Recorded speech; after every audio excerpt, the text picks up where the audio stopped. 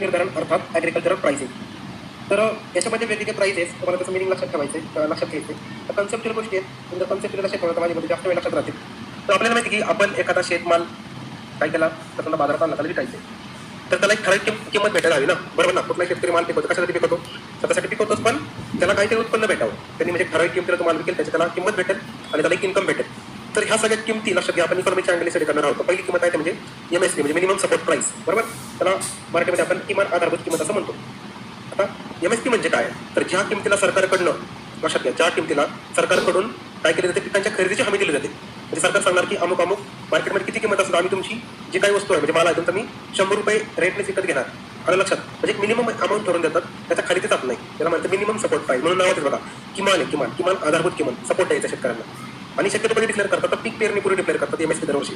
आणि याचा मेन उद्देश काय असतो, शेतकऱ्यांना किमतीचं संरक्षण द्यायचं. कारण का उद्या समजा मार्केटमध्ये भाव जर खूप पडले आणि मग शेतकऱ्यांना लॉस होईल ना, बरोबर. तर तो माल चांगला भाव विकला गेला म्हणजे शेतकऱ्याला लॉस होईल. म्हणजे त्याचा एक प्रॉपर म्हणू शकतो आपली त्याची कॉस्ट रिकवर होईल का नाही होणार. MSPच्या दराने ज्या सरकार त्यांना हमी देतं, सरकार त्यांच्याकडे खरेदी करतं. आणि लक्षात समजा आपण 100 रुपये पकडले, मार्केटमध्ये समजा भाव चालू 50 रुपये, तर 50 रुपये लक्षात घ्या. आणि समजा सरकारने त्याला 100 रुपयांनी विकत घेतलं, तर त्यांना एक प्रॉपर हमी भेटून जाते.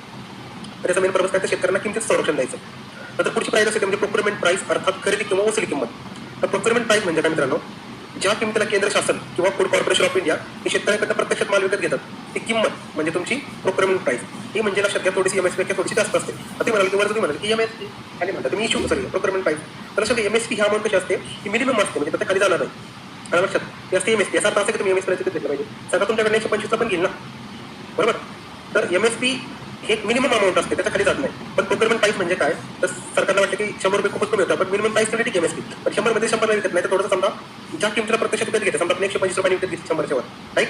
तर मग त्याला म्हणायचं तुमचं प्रोक्युरमेंट प्राइस. प्रोक्युरमेंट म्हणजे काय, खरेदी किंमत. कोण खरेदी करते, सरकारने शेतकऱ्याकडे प्रत्यक्षात माल विकत घेतलाय कुठल्या किमतीला, तर ह्या प्राइसला प्रोक्युरमेंट प्राइसला लक्षात घ्या. आणि ती शक्यतो MSP पेक्षा जास्तच असते.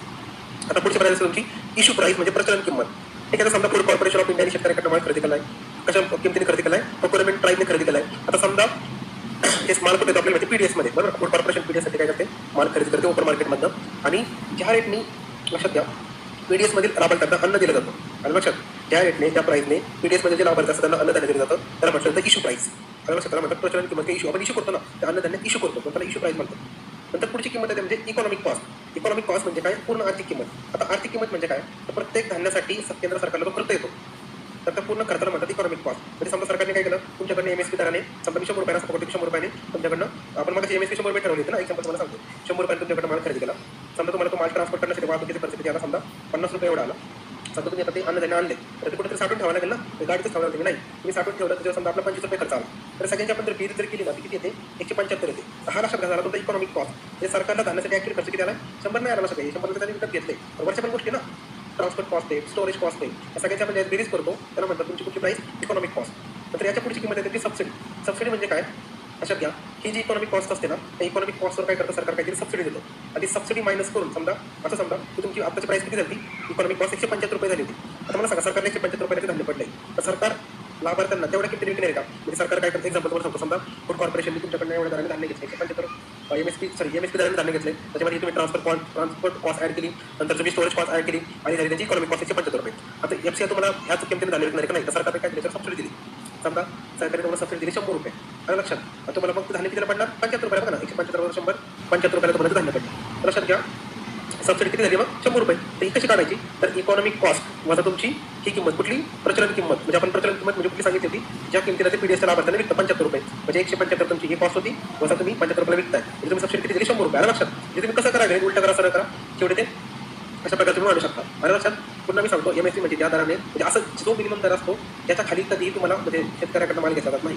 एक प्रकारचा मिनिमम सपोर्ट असतो शेतकऱ्यांसाठी. आणि लक्षात मार्केटमधील माल किती, त्याचा मालाचा रेट किती पडलेला असतो, त्या ठराविक लिमिटच्या खाली ती प्राइस जात नाही. ठीक आहे, सरकारने शेतकऱ्यांना दिलेली हमी असते, सरकार त्या रेटच्या खाली जाणार नाही. आता सरकार फक्त तेवढीच अमाऊंट देते का ना, सरकारने त्याच्यावर अमाऊंट देते. लक्षात घ्या MSPच्या सरकार म्हणजे ठीक आहे, आपण 100 ठेवली ना, आपण तुम्हाला 5-10 रुपये एक्स्ट्रा देतो. किती दिवस किंमत झाली, ते टोटल मिळून आपण नंतर प्रोक्युरमेंट प्राइसच्या किमतीने सरकारने खरेदी केली. नंतर हा जो खरेदी केलेला हे आहे साठा माल, ज्या किमतीने तो माल लाभार्थ्याने विकला जातो, जसं की PDS मध्ये लाभार्थी, त्याला म्हणतात इश्यू प्राइस. लक्षात. आणि मध्ये जास्त इकॉनॉमिक कॉस्ट, कारण का ट्रान्सपोर्ट कॉस्ट, स्टोरेज कॉस्ट, सगळ्या गोष्टीमधून जे होते इकॉनॉमिक कॉस्ट. हे झालं मित्रांनो तुमचे ॲग्रिकल्चर प्राइसिंग. नंतर पुढचा आपण पाहूया म्हणजे तो टॉपिक आहे तुमचं ॲग्रिकल्चरल मार्केटिंग. ॲग्रिकल्चरल मार्केटिंग म्हणजे काय, तर कृषी विपणन. आता तुम्हाला मार्केटिंग माहिती आहे. मार्केटिंग करतो म्हणजे आपण काय करतो, ते जास्तीत जास्त लोकांपर्यंत घेऊन जाण्यासाठी नक्कीच स्ट्रॅटेजी असते. आणि लक्षात तुम्ही आजकाल मार्केटिंग स्ट्रॅटेजी पाहिजे असेल की एखाद्या कंपनीला एखादा पदार्थ एखादी वस्तू जास्त प्रमाणात विकायची ते काय करतात, एखाद्या सेलिब्रिटीला हायर करतात आणि त्यांना ते ॲड करायला लावतात. सेलिब्रिटी त्याच्यामध्ये मग तुमचे ॲक्टर्स असतील, क्रिकेट फोटो असतील, ते पण असेल ते अशा प्रकारे ते किंवा एखाद्या क्लासेसला काय करतात, टॉपरला घेऊन सरळ सरळ लक्षात आणि टॉपरच्या माध्यमातून ते मार्केटिंग करत असतात. तर ही झाली तुमचं मार्केटिंगची स्ट्रॅटेजी. तर शेतकऱ्याच्या बाबतीमध्ये ॲग्रिकल्चर मार्केटिंग कशा प्रकारे होते तर आपण याच्यामध्ये पाहूया. तर लक्षात घ्या, तुम्ही जर आयडियल कृषी विक्री यंत्रणाचा विचार केला तर आयडियल कृषी यंत्रणा कशी पाहिजे त्याच्यामध्ये थोडक्यात चार्टमध्ये सांगितले.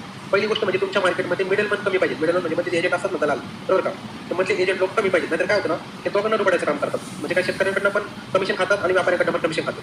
मला तुम्हाला एक्झाम्पल येतो, समजा शेतामधून माल एखाद्या शेतकऱ्याने एपीएमसीमध्ये आणला आणि ज्या एपीएमसीमध्ये येतो ना लक्षात त्याचा लिलाव होतो म्हणजे काय, तर ठराविक किंमत विकला जातो.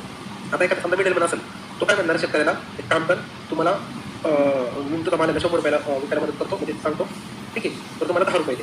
आणि लक्षात त्याच्यानंतर ते व्यापाऱ्याला काय म्हणतो, हा शेतकरी खूपच भाव होते, मी तुझ्यासाठी काय करतो, हा माल 100 रुपये विकत घेऊन देतो, तुम्हाला काय कर 10 रुपये दे. म्हणजे मिडलमनने किती भेटले, 10 + 10 रुपये. आलं लक्षात. म्हणजे मिडलमनने काय काम म्हणणं केलं नाही, त्यांनी फक्त ठिकाणी बार्गेनिंग करायचं काम केलं आणि दोघांकडनं पैसे खाल्ले. ठीक आहे, म्हणजे थोडक्यामध्ये दोघांना थोडा शेतकऱ्यांना 10 रुपये खाल्ले, व्यापाऱ्याला देखील 10 रुपये खाल्ले. अशा प्रकारे हे जे मिडलमन असतात ना, याची संख्या जर आपण कमी केली तर ते आयडियल मार्केटिंग होतं लक्षात. नाहीतर मग काय होतं, मग मिडलमनच्या ठिकाणी भाव खाऊन जातो.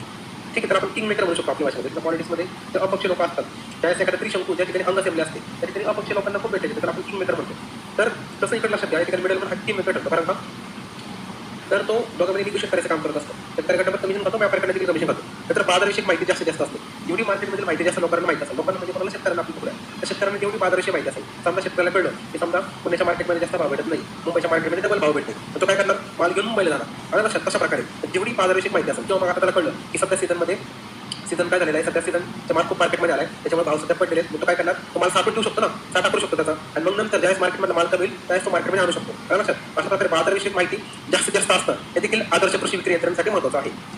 नंतर आता पुढचं आपण बघा ते म्हणजे कृषी बाजाराचे वेगवेगळे प्रकार. आता कृषी बाजाराचे प्रकार कुठले आहेत, म्हणजे ॲग्रिकल्चर मार्केटचे तर 2 प्रकारचे असतात मित्रांनो. कसं तुमचं राज्य शासनाचे एपीएमसी कायद्यानुसार रेग्युलेट झाले, म्हणजे काय रेग्युलेटेड असतात, नियमन केलेले.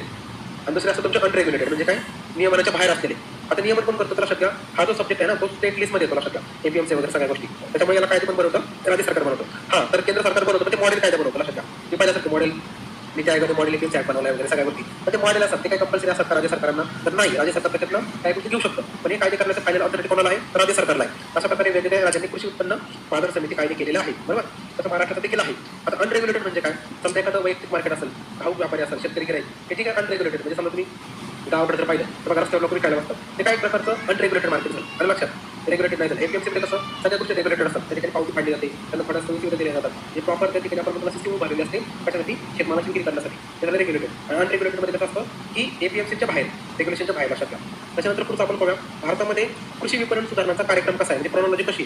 तर सगळ्यात पहिल्यांदा आपण क्रोनॉलॉजीमध्ये पाहूया, एक आंतर मंत्रालय टास्क फोर्स नेमला होता, म्हणजे इंटर मिनिस्ट्रियल टास्क फोर्स नेमला होता. ठीक आहे, तर त्यांनी काय केलं, 2002 मध्ये अहवाल दिला होता. ते कोणाच्या अंतर्गत नेमला होता, अजित सिंग यांच्या अंतर्गत इंटर मंत्रालय टास्क फोर्स नेमला होता ॲग्रिकल्चर मार्केटिंगसाठी. तर त्यांनी ॲग्रिकल्चर मार्केटिंग संदर्भात सुधारणा सुचवला होता. तो अहवाल कधीचा आहे, 28 जून 2002 साली लक्षात घ्या. आणि मग पुढे जाऊन ह्याच अहवालाच्या आधारावर 2003 साली केंद्र शासनाने मॉडेल एपीएमसी कायदा प्रकाशित केला. कधी केला, 2003 साली. पुढे जाऊन मग आता हा कायदा ॲडॉप्ट करणं कंपल्सरी नाही, हे करायचं ऐच्छिक होतं. तर मग राज्यांनी काय केलं, केंद्र सरकारने एवढं कष्ट करून कायदा बनवला आहे, तर मग त्यांनी काय केलं, त्याचा काही चांगले प्रोजेक्ट घेऊन स्वतःच्या कायद्यामध्ये सुधारणा केल्या. ठीक आहे, जवळपास 16 राज्यांनी केला. हा आकडा तुम्हाला विचारणार नाही शक्यतो, तर 16 राज्यांनी तो कायद्यामध्ये काय केलं, स्वतःच्या राज्यांचे जे वेगवेगळे कायदे होते त्यांनी मॉडेल कायद्याला अनुसरून एपीएमसी कायद्यामध्ये सुधारणा केल्या.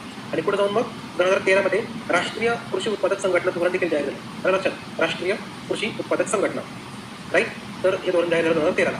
आता हे झालं भारतामधील ओव्हरऑल क्रोनॉलॉजी. आता महाराष्ट्रामधील महत्त्वाचे लक्षात घ्या, तर आपल्याला पश्चिम महाराष्ट्राचा कायदा माहीत पाहिजे. तर महाराष्ट्र कृषी उत्पन्न पणन विनियम अधिनियम कधीचा 1963 कायदा आहे. कधीचा कायदा आहे याच्या संदर्भात, कृषी उत्पन्न पणन संदर्भात कायदा 1963 कायदा आहे. आणि पुढे जाऊन आपण त्याच्यामध्ये सुधारणा केली. कधी सुधारणा केली, 2005 साली. का केली, तर मॉडेल एपीएमसी ॲक्टवर आलं ना, त्यानंतर आपण त्याच्यामध्ये काही चेंजेस केले, त्यानंतर अजून आयडियल होईल, काळानुसार त्याच्यामध्ये बदल झालेला. त्याच्यामुळे 63 कायदा 2005 मध्ये अमेंड केलाय.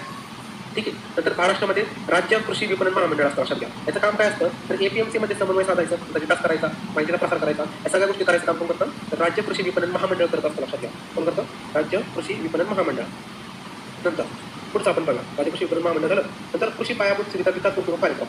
तर ह्याच्यामध्ये काय होतं ना, याच्यामध्ये आशिया बँक ही एक पार्टनर बँक आहे लक्षात घ्या. आणि याच्यामध्ये पीपीपी तत्वावर एपीएमसीच्या जागा गुंतवणूकदारांना 20 वर्षासाठी भाड्याने म्हणजे लीजमध्ये दिलं जातं लक्षात घ्या. भाडे करारावर दिलं जातं. फक्त जागा एपीएमसीच्या जागा भरपूर लक्षात घ्या. ह्या जागा पीपीपी म्हणजे काय, पब्लिक प्रायव्हेट पार्टनरशिप, ह्या बेसिसवर एपीएमसीच्या जागा गुंतवणूकदारांना 20 वर्षाच्या करारासाठी रिसोर्सच्या भाडेकरावर केले जातात आणि याच्यामध्ये पार्टनरशिप कोणाची तर आशियन बँकेची आहे. तर कृषी पायाभूत सुविधा विकास गुंतवणूक कार्यक्रम आहे लक्षात घ्या. त्या पायाभूत सुविधाला पायाभूत कृषीच्या रिलेटेड ज्या पायाभूत सुविधा असतात, बेसिक इन्फ्रास्ट्रक्चर असतात, त्याच्यामध्ये गुंतवणूक करण्यासाठी हा कार्यक्रम आणलेला आहे.